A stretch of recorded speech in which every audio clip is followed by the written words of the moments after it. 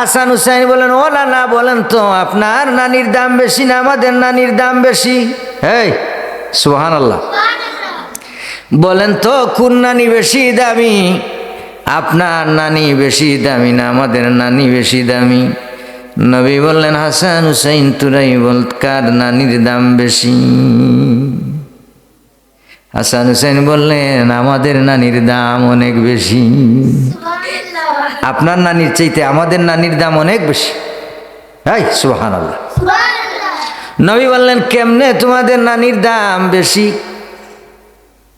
হাসান হুসাইন বললেন, আমার নানি হলেন খাদিজাতুল কুবরা, মহিলাদের মধ্যে আপনার হাতের প্রথম মুসলমান। সুবহানাল্লাহ। আমার নানি হলেন সবচেয়ে আরবের সবচেয়ে বেশি ধনী। আপনার নানির টাকা নাই, পয়সা নাই, ধনীও নাই। আপনি আমাদের নানির সমস্ত পয়সা ইসলামের জন্য খরচ করেছেন।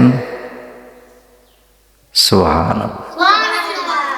নবীজি বললেন, ও হাসান হুসাইন তোমাদের কথাই ঠিক, আমার নানির চাইতে তোমাদের নানির দামই অনেক বেশি।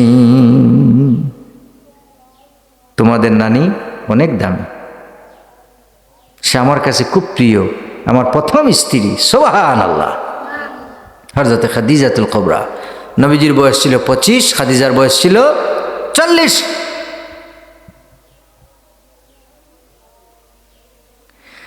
এবার সর্বশেষ প্রশ্ন। হাসান হুসাইন বললেন, ও নানা বলেন তো আপনার নানার দাম বেশি না আমাদের নানার দাম বেশি? সুবহানাল্লাহ।